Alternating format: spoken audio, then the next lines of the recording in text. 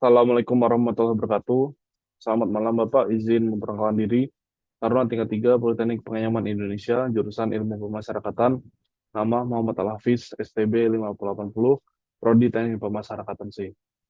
Izin Bapak, di sini saya akan menjelaskan bagaimana cara pengolahan data menggunakan aplikasi SPSS dan menginterpretasikan data tersebut.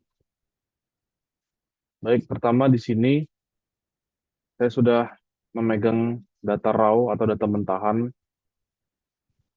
di mana data ini adalah data dari penelitian pengaruh religiusitas terhadap kontrol diri narapidana di Lapas X. Di sini ada responden yang berjumlah sebanyak 189 responden. Kemudian ada kategorinya juga, yaitu jenis kelamin, ada usia, ada vonis, ada pendidikan, kasus, dan juga pembinaan.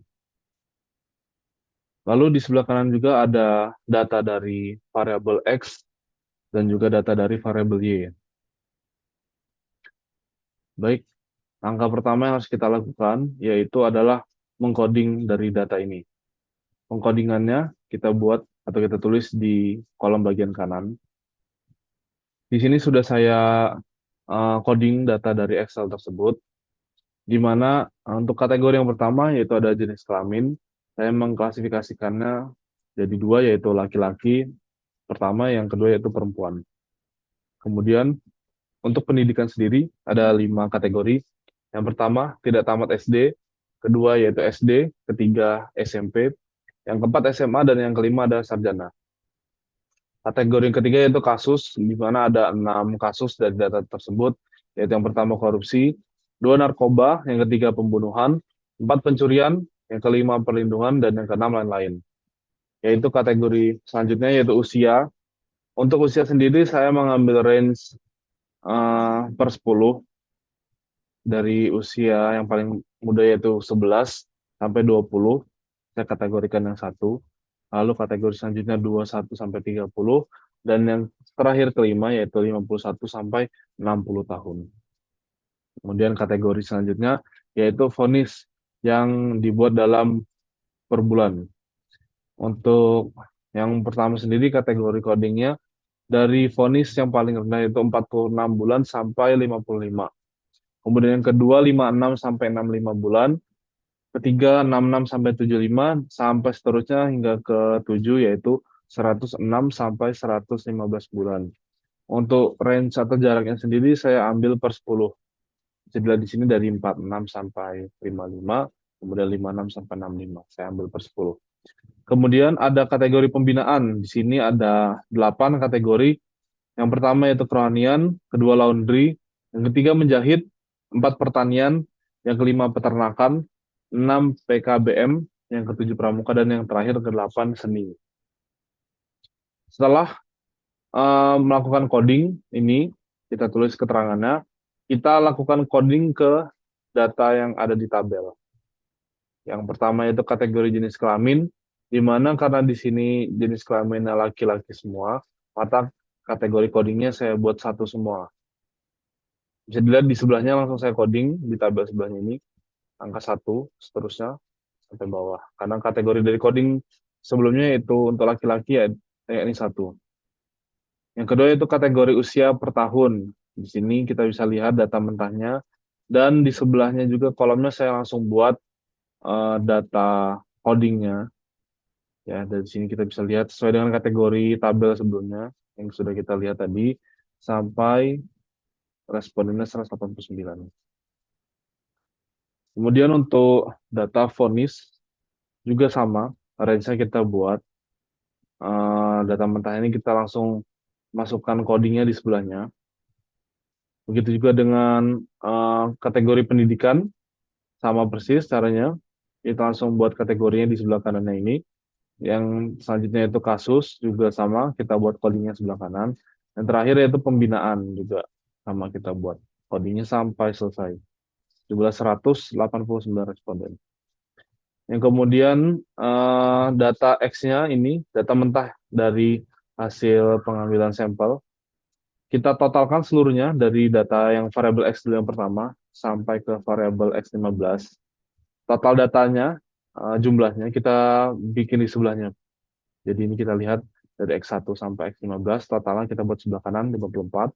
Kemudian yang responden kedua kita total 54 juga. Sebegitu pun seterusnya sampai selesai ya. Dengan menggunakan autosum. Jadi kita blok dari kiri sampai kanan. Kemudian kita autosum, nanti dia akan otomatis menjumlahkan sendiri jumlah dari data responden yang kalian ambil. Begitupun juga dengan variabel Y, sama kita totalkan juga dari kiri sampai kanan. Untuk yang terakhir ini, jadi kita bikin totalnya seluruhnya sampai lengkap. Kemudian setelah kita pengkodingan data, masing-masing dari coding data ini yang kita buat tadi, untuk mempermudah kita pindahkan dulu ke sheet sebelahnya, sheet selanjutnya. Kita copy paste saja, lalu kita lihat di sini sudah saya copy paste dari jenis kelamin, usia, vonis, pendidikan, kasus, pembinaan, serta juga variabel X dan variabel Y juga sudah saya pindahkan total seluruhnya. Pastikan untuk melakukan coding dengan teliti, jangan sampai ada kesalahan data. Meskipun datanya ini banyak, tapi lakukan dengan teliti. Baik, untuk pengkodingan sendiri ini sudah seperti ini hasilnya. Baik, langkah selanjutnya yang kita lakukan yaitu pemindahan data dari sini. Kita blok caranya. Lalu kita pindahkan seluruh data ini ke aplikasi SPSS. Kita copy saja datanya, lalu kita pindahkan. Ini adalah aplikasi SPSS. Kita copy dari kolom satu ini. Ctrl V saja. Oh,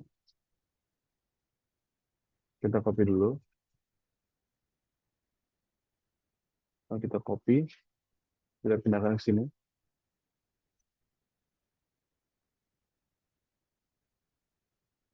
Nah, kita bisa lihat di sini. Sudah saya pindahkan semua. Tapi datanya masih dalam bentuk seperti ini ya. Ini kita edit dulu. Pindahkan ke variable view. Nah, dari variable view ini, dari nama ini kita ubah semua. Dengan labelnya juga. Measure-nya juga kita rubah. Lalu desimalnya kita buat 0 semua. Ini kita lihat, kita ubah dari 0.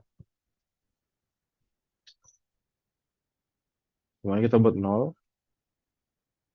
Lalu untuk label sendiri, ini kita kategorikan sama seperti data yang pertama ada di Excel. Ini, dari jenis kelamin, usia, vonis, terusnya sampai variabel X dan Y. Kita ubah semuanya di data labelnya ini, seperti ini. Contohnya kita isi usia. Nah, ulangi, jenis kelamin ya yang pertama, jenis kelamin. Kemudian apalagi kita lihat, ada usia, vonis, pendidikan, usia, vonis, lalu pendidikan. Begitu pun seterusnya sampai selesai. Kemudian untuk nama di sini sendiri kita singkat ya dari label ini. Misalnya jenis kelamin kita singkat dengan JK. Kemudian usia kita buat dengan US. Ini untuk menyederhanakan data saja tujuannya. Lalu vonis itu kita bisa bikin FNS. Begitu pun seterusnya. Eh Sama dengan measure juga. Ini kita lakukan, data tersebut kita pindahkan sampai jadinya seperti ini. Ini data yang sudah saya miliki.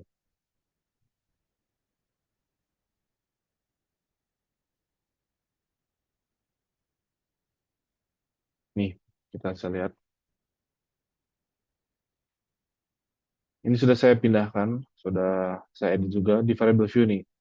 Jenis kelamin, usia vonis, pendidikan, dan lain-lain. Begitupun ini singkatan ya, nama di sini JK. Desimal kita buat 0, lalu kita measure-nya sendiri, kita edit untuk kategori jenis kelamin sampai ke pembinaan nominal semua ya. Karena di situ angka. Lalu untuk scale, itu khusus untuk di variable X dan variable Y. Kita kategorikan itu sebagai scale atau skala. Nah, lalu langkah selanjutnya, kita pakai. data yang di sini ya. Ini yang sudah jadi. Ini saya contohkan. Data yang tadi, untuk analisis selanjutnya atau pengelolaan selanjutnya, step yang pertama yaitu melakukannya di tab ini. Kita klik tab Analyze, kemudian kita buka ke Descriptive Statistic, lalu ke Frequencies. Nah, saya bisa lihat di sini variabelnya itu. Oh, kalau misalnya kalian baru pertama kali melakukan ini, maka data yang pertama kalian temukan itu pasti sebelah kiri semua, seperti ini. Nah, jadi langkahnya itu pindahkan semua kategori ini ke sebelah kanan variabel ini. Set. Nah, kemudian statistiknya kita lihat, pastikan tidak ada yang di checklist dulu ya, masih kosong semua. Lalu untuk ini kita checklist, pastikan ini checklist display frequency stable. Kemudian kita klik OK.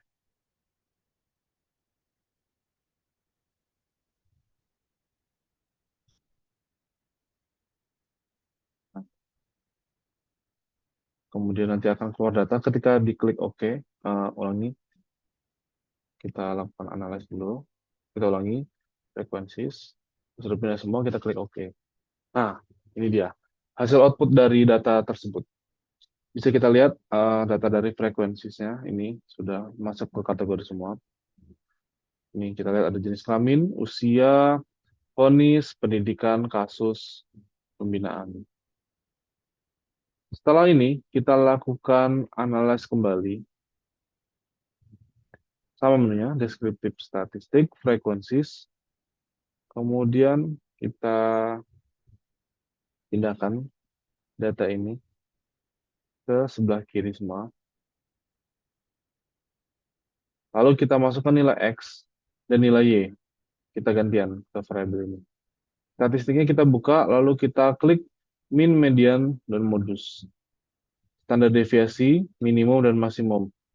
Nanti data outputnya akan mendapatkan hasil dari data-data yang di checklist ini.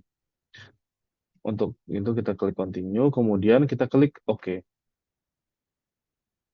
Maka statistiknya kita bisa lihat langsung berubah. Ini di sini kita bisa mendapatkan nilai min atau nilai tengah. Ulangi, min atau nilai rata-rata, median atau nilai tengah, dan modus atau data yang paling banyak muncul dari variabel X dan variabel Y. Untuk standar deviasi juga kita bisa dapatkan, kemudian nilai minimumnya kita juga bisa lihat, dan juga nilai maksimumnya. Kemudian, setelah ini, langkah selanjutnya, ini data-data penjabarnya ya, yang lebih lengkap. Tapi yang akan kita pakai nanti di sini saja, statistik ini. Langkah selanjutnya yaitu kita pergi ke menu Analyze, kemudian kita pindah ke regresi, lalu ke linear. Nah, untuk nilai linear sendiri, kita bisa lihat nilai dependen dan independen di sini. Untuk nilai independen ini, kita pindahkan nilai X ya, jangan sampai tertukar. Nilai X ini independen atau yang mempengaruhi, dan dependen atau yang dipengaruhi nilai Y di atas ini. Pastikan kolomnya sudah sesuai. Kemudian kita klik statistik, ulangi. Kita klik save, pastikan unstandarized di checklist. Kalau misalnya masih belum di checklist, kita klik checklist. Lalu kita klik continue, lalu kita klik OK. Nah, maka di sini akan outputnya keluar dari regresinya. Model summary, variable enter, lalu ada ANOVA, koefisien. Nah, di sini kita bisa lihat kolom dari SPSS-nya akan bertambah satu nih. Yang tadinya dari XY kemudian akan bertambah lagi satu nih. Nilai residual. Nah, setelah kita mendapatkan nilai dari residual, langkah selanjutnya yaitu klik Analyze, kemudian kita klik Non-Parametric Test, Legacy Dialogs, kemudian klik yang di menu satu sampel KS. Dari sini kita bisa lihat variabel-variabelnya.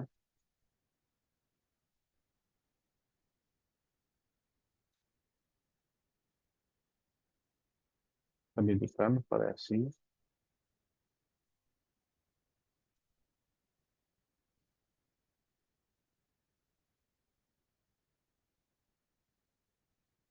Kita ulangi dulu. Regression, linear,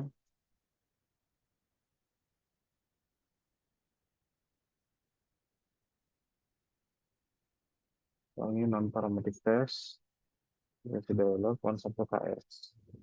Nah, lanjut lagi tadi ya. Setelah kita buka di sini, kita klik yang ini, menu Unstandardized Residual. Pindahkan ke sebelah kanan, Test Variable List. Ini akan kita olah datanya yang ini. Kemudian kita klik OK. Nah, di sini fungsinya itu sebagai uji normalitas. Kita bisa lihat di sini datanya. Asim sig 2 tail di sini ada nilai 0,57. Ini yang kita lihat keterangan di sini itu tes distribusi is normal, artinya uji normalitas ini datanya normal ya. Untuk langkah selanjutnya kita buka lagi menu analyze. Kita buka di bagian regression, balik lagi ke linear. Untuk variabel sama ya, yang independen di sini lalu dependen di sini.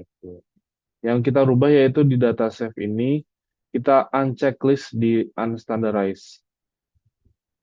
Continue, lalu kita klik OK.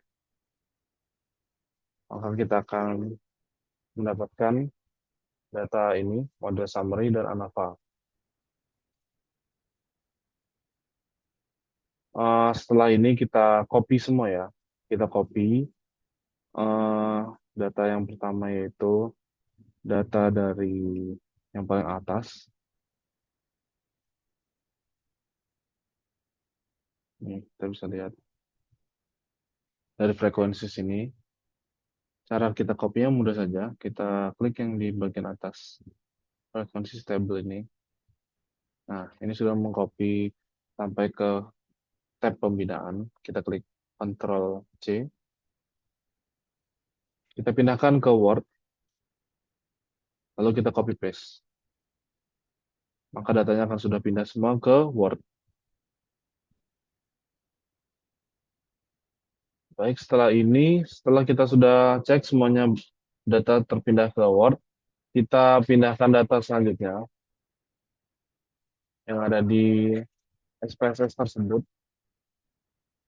Kita lihat di bagian frekuensi statistik ini, kita pakai yang ini saja ya.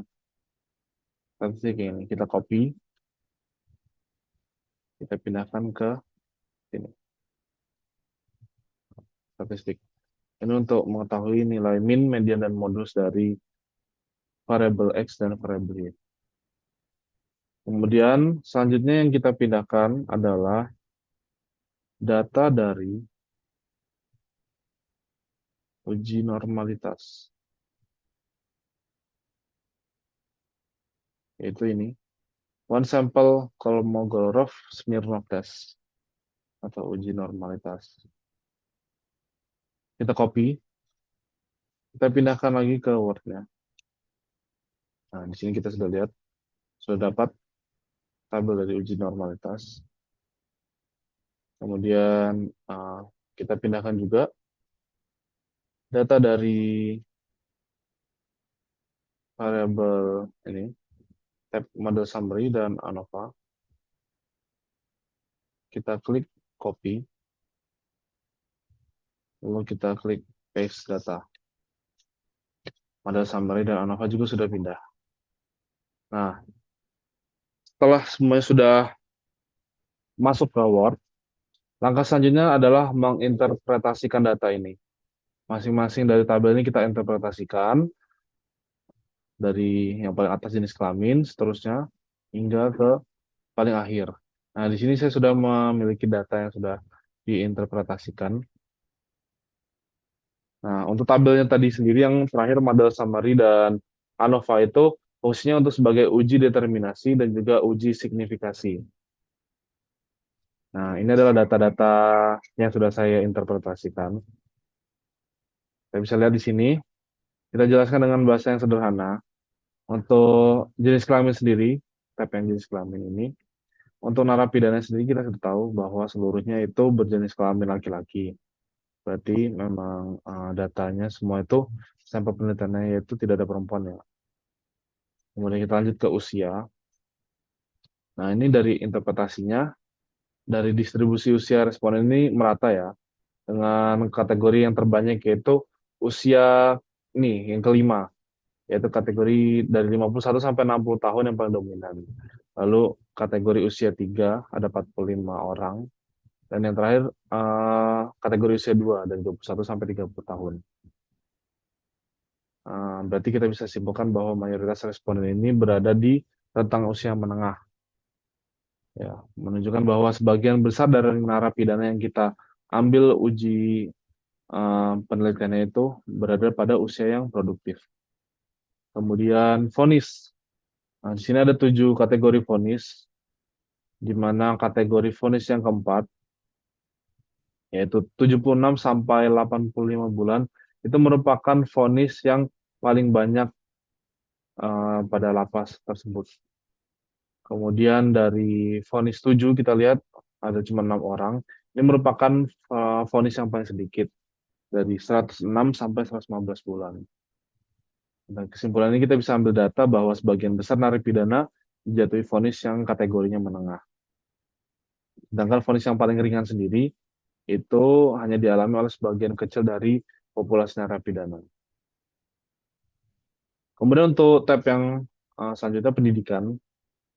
Pendidikan juga distribusinya seimbang, di mana pendidikan kategori ketiga yaitu SMP dan yang keempat itu merupakan kelompok terbanyak dari seluruh narapidana. Totalnya ada 82 dari 189. Disusul dari kategori selanjutnya SD dan eh, tidak lulus itu ada di kategori 1 dan sarjana itu di kategori 5, 36. Sehingga dari data ini kita bisa simpulkan bahwa mayoritas narapidana itu memiliki tingkat pendidikan yang menengah hingga yang ke atas. Dari situ kita bisa tahu bahwa pelanggaran hukum itu tidak hanya dilakukan oleh mereka yang berpendidikan saja, yang berpendidikan rendah saja. Jadi pendidikan formal yang lebih tinggi tidak serta-merta menjamin seseorang terhindar dari perbuatan yang melawan hukum. Untuk kategori kasus sendiri, jenis kasus atau perkara yang menjerat narapidana ini beragam ya. Kategori 6 ini, yang lain-lain itu merupakan kategori kasus yang paling banyak, sebesar 42. Yang persentasenya itu 22% dari total keseluruhan. Kemudian selanjutnya itu kasus kategori kelima atau perlindungan itu merupakan kasus yang paling sedikit dengan kasusnya hanya sebanyak 23 atau kalau dipersentasekan hanya 12,2%. Untuk kasus vonis 6 sendiri ini lain-lain ya, berarti merupakan gabungan dari beberapa jenis kasus yang kecil biasanya. Kemudian yang selanjutnya ada pembinaan. Untuk pembinaan di dalam lapas ini sendiri terdistribusi cukup merata dengan kecenderungan kategori kelima yaitu peternakan itu merupakan pembinaan yang paling dominan dijalankan oleh para narapidana dengan persentase sebanyak 15%, 15,9%. Kemudian kategori pembinaan yang paling sedikit yaitu ada narapidana dengan persentase itu hanya sebesar 9%. Dari sini kita tahu, tapi kita lihat total seluruhnya bahwa hampir seluruh narapidana itu mengikuti pembinaan dengan merata ya dari frekuensi ini. Kita bisa lihat. Jumlahnya tidak terlalu jomplang. Rata-rata hampir sama lah jumlahnya. Kemudian kita pindah ke statistik, yaitu variabel X dan variabel Y. Di mana variabel X ini adalah religiusitas, yang Y itu kontrol di narapidana. Saya bisa mendapatkan nilai min atau nilai rata-rata, nilai median atau nilai tengah, serta nilai modus atau yang paling sering muncul ya di sini. Ini kita interpretasikan datanya, kita dapat rata-rata terminnya itu sebesar 51,54 masing-masing ini ya. Dari variabel X dan variabel Y sendiri memiliki perbedaannya. Di sini kita sudah jelaskan semua. Kemudian kita pindah ke yang pertama yaitu uji normalitas. Yang kita ambil poinnya di sini adalah nilai di sini. Asimsik 2 tail di sini nih, 0,057. Bagaimana cara mengetahui data tersebut normal atau tidak? Jika data tersebut berada pada nilai yang lebih besar dari 0,05 atau kurang dari 0,2, itu merupakan data yang terdistribusi secara normal. Kita bisa lihat di sini saat menginterpretasikan data, syarat uji normalitas itu hasilnya ini lebih besar dari 0,05 dan lebih kecil dari 0,2. Sedangkan data di sini kita dapatkan sebesar 0,57, 0,057. Nah, kesimpulan bahwa data ini menunjukkan data yang terdistribusi secara normal karena memiliki nilai signifikasi yang lebih besar dari ini syaratnya 0,05. Dengan data tersebut, maka bisa diambil kesimpulan bahwa penelitian ini bisa dilanjutkan dalam analisis selanjutnya. Kemudian yang kedua ada uji determinasi. Kita lihat di sini variabel nilai R-nya, koefisien korelasi itu sebesar 0,822. Hal ini bisa menunjukkan bahwa terdapat hubungan yang bersifat positif antara pengaruh religiositas terhadap kontrol diri narapidana. Tabel uji determinasi ini yang nilai R square ini juga menunjukkan angka 0,675 atau kalau dipresentasikan 67,5%. Ini menunjukkan seberapa besar pengaruh religiusitas terhadap kontrol di narapidana tersebut ya. Berdasarkan nilai juga menunjukkan bahwa persentase variabel itu terhadap dari variabel religiusitas terhadap variabel kontrol diri sebanyak nih 0,675 atau 67,5%. Sedangkan sisanya itu 32,5% itu dipengaruhi oleh variabel lain yang tidak dijelaskan dalam penelitian ini. Hal ini menandakan bahwa masih terdapat variabel lain yang memiliki pengaruh terhadap variabel kontrol diri dari narapidana. Kemudian ada yang terakhir yaitu uji signifikasi. Ini dari tabel ANOVA ini kita bisa lihat bahwa dapat diperoleh hasil uji signifikasi ini antara religiusitas terhadap variabel kontrol diri narapidana. Nah, data tabel ini menunjukkan bahwa tingkat signifikasi atau probabilitas ini sebesar nih 0,001%. Uji signifikasi ini memiliki syarat, jika signifikasi kurang dari 0,05, maka H0 ini ditolak dan HA diterima. Menandakan adanya pengaruh secara simultan antara variabel bebas dan variabel yang terikat. Sedangkan H0 diterima dan HA ditolak apabila nilai signifikasi ini lebih dari 0,05, atau yang menandakan tidak terdapat pengaruh secara simultan antara variabel yang bebas atau dengan variabel yang terikat. Hasil dari uji signifikan ini yang sudah kita lakukan, bisa diketahui bahwa nilai signifikan ini, syaratnya ini kita bisa lihat, lebih kecil dari 0,05 dan lebih besar dari 0,001. Nah, sementara data yang kita dapat ini 0,001 kan. Ini berarti bahwa pengaruh variabel religiusitas terhadap variabel kontrol di narapidana itu ada. Ini fungsinya dari uji signifikasi. Nah, baiklah, sudah semua yang saya jelaskan. Baik dari sini sampai selesai, sudah. Dari yang awal jenis kelamin, kita interpretasikan seluruh data hingga ke yang terakhir yaitu uji signifikasi. Baik, sekian tutorial cara penggunaan atau pengolahan data menggunakan SPSS. Saya ucapkan terima kasih. Saya akhiri. Assalamualaikum warahmatullahi wabarakatuh.